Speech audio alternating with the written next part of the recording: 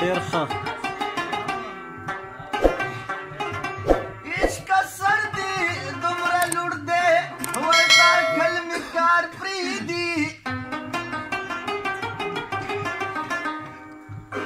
سردی ته درش تر ستوري نو اسمان په ګلاس وي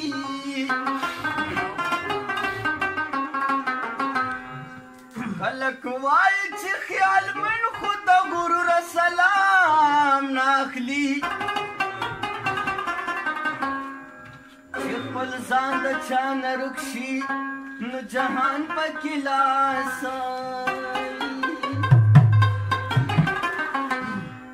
سوک چې نوې نوې یار ځان لګوري